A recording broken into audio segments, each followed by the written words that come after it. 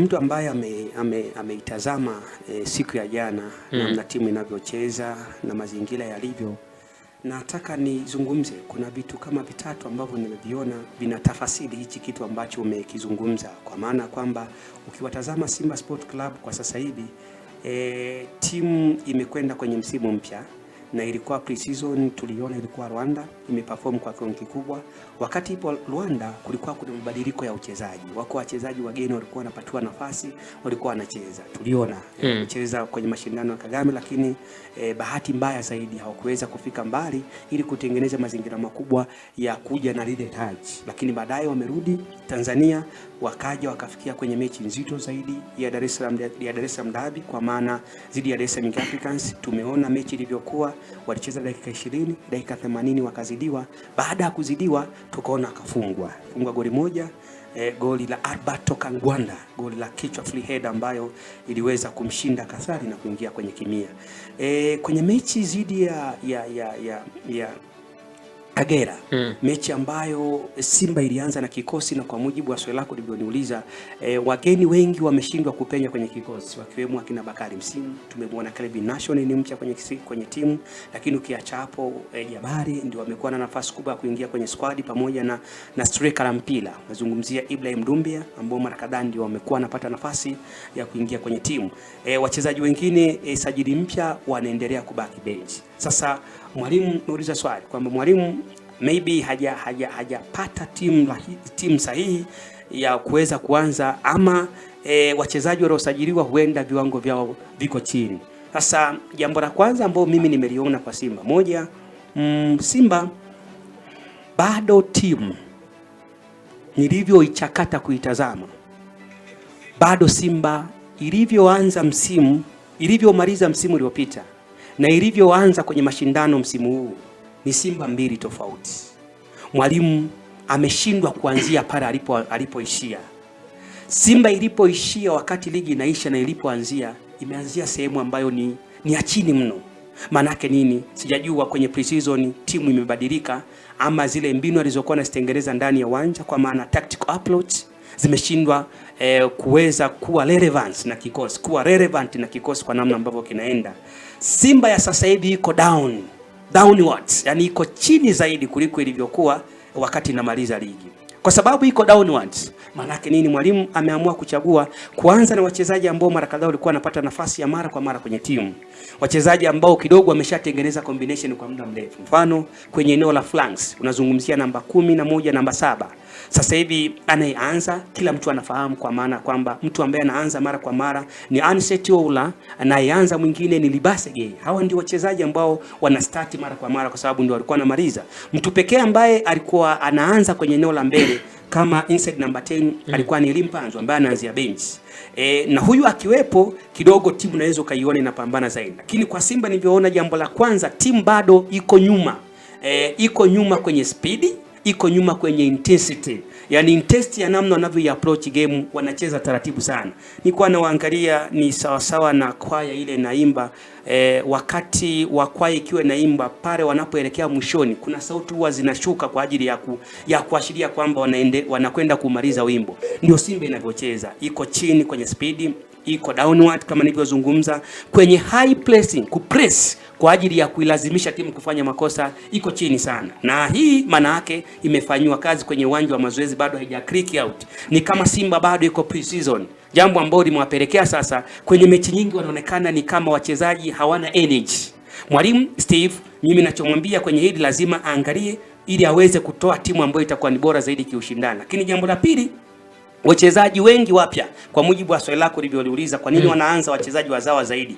Wachezaji wengi wapya ambao Simba imewasajili, wengi wao bado hawaja kwenda kutengeneza ama kwenda sambamba na mahitaji ya timu. Yani maingizo mapya ndani ya Simba bado hayaja click, hawajaweza kutengeneza tunasema kama ni eneo la defensive partnership, kama ni eneo la midfield partnership bado hawajaja kuclick ili waende pamoja. Kutoka kwenye eneo ambalo wamesajiliwa, click wasimame kwenye njia moja nikiwatazama mimi bado. Na ni bado kwa sababu mtu mmoja ambaye amekuwa anaingia mara kwa mara kwenye kikosi ni Ibrahim Doumbia. Muangalie Doumbia ambaye na Jabari, lakini mara kadhaa ambaye ameingia na analalamikiwa, si kwa maana analalamikiwa kwa maana ameonewa. Analalamikiwa kwa sababu ameshindwa kwenda na Simba inavyocheza. Mfano, striker namba 9 wa Simba anatakiwa aombe nafasi ama aombe mpira kwenye space. Yaani unapokuwa namba 9 wa Simba unatakiwa utafute nafasi kwenye space, wa kuwekewa kina Chama, wa kuwekewa kina Libasa, wa kuwekewa kina Anicet Chaula. Lakini ukimtazama Ibrahim Doumbia amekuwa anaomba mpira kwenye mguu, yani anaombea mpira kwenye mguu, yani anataka wampelekee pale alipo ili yeye aubadilishe ule mpira afunge magoli. Jambo ambalo kwa namna ya uchezaji wa Simba inampa wakati mgumu sana. Na ndio maana umeitazama mechi ya jana, iko mipira miwili alipata nafasi ndani ya dakika 7 Ibrahim Doumbia. Nafasi moja alipewa, kuna mpira mmoja alipewa kwenye nafasi, yani alijaribu kutana kwa akapewa kwenye nafasi. Baada ya kupewa ule mpira, bahati nzuri golikipa Kipawa Sink, golikipa wa timu ya Kagera akatoka akajaribu kusogea, lakini bahati mbaya Doumbia akajaribu kupiga ule mpira kuuchopu, haukuweza kuingia kwenye nafasi. Sasa anatakiwa kuombea mipira katika namna hiyo, unakaa kwenye space ili Libase akupigie mpira wewe utamaliza, kwa sababu Simba kuna wachezaji ambao wameelewana, wanapigana nafasi, wanapigiana pasi kwenye nafasi. Mfano tumeona kuna magoli ambayo Libase anafunga, kuna magoli ambayo Chama na Elim Panzu wanapigiana, mtu anapigiwa 1-2 anatoka, anawekewa anafunga.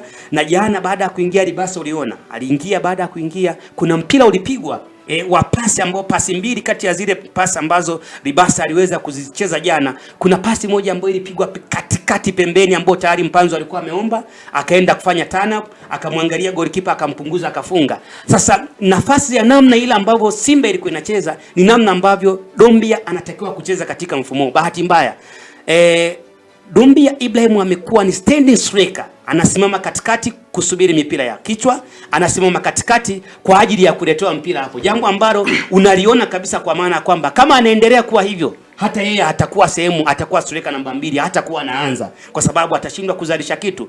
Ukimwangalia Jabari ni mzuri kwenye kuchezesha mpira, lakini kwa Simba kwa sasa hivi bado Simba wanacheza sasa hivi na kiungo wa kukaba moja. Jambo ambalo naona kama timu imekuwa na struggle sana. Wachezaji wengine ni wanyumburifu kwa maana creativity, wanapeleka mpira mbele. Wametoka kwenye mfumo mama ambao walikuwa wanacheza msimu uliopita, kwa maana kwamba Alassane Kante Kagoma walikuwa ni miongoni mwa wachezaji ambao walikuwa nakaba, lakini sasa hivi anayekaba peke yake ni Kagoma. Jambo ambalo kuna muda linawapa wakati mgumu sana walinzi kufanya makosa ama kujikuta timu inajilinda kwa muda mrefu, kwa sababu coordination ya wachezaji wanaweza kukaa na mpira ni wachache.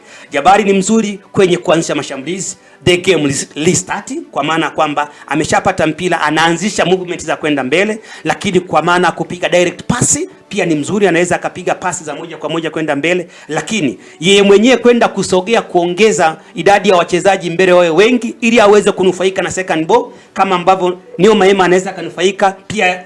Jabari bado kuna kitu ambacho mwalimu anatakiwa kufanyia kazi. Kwa hiyo ukiangalia wachezaji wengi bado hawajastick na mfumo wa Simba, ndio maana wanaanzia bench. Lakini la mwisho nimeona timu ya Simba ambacho mwalimu anatakiwa kukibadilisha sana. Nimeona kwenye mechi ya Yanga, nimeona kwenye mechi ya Kagera. Simba inajigawa. Sasa hivi ikiwa inacheza kumekuwa na timu mbili. Kuna timu kuanzia mabeki na viungo wa katikati wanacheza kwa kasari.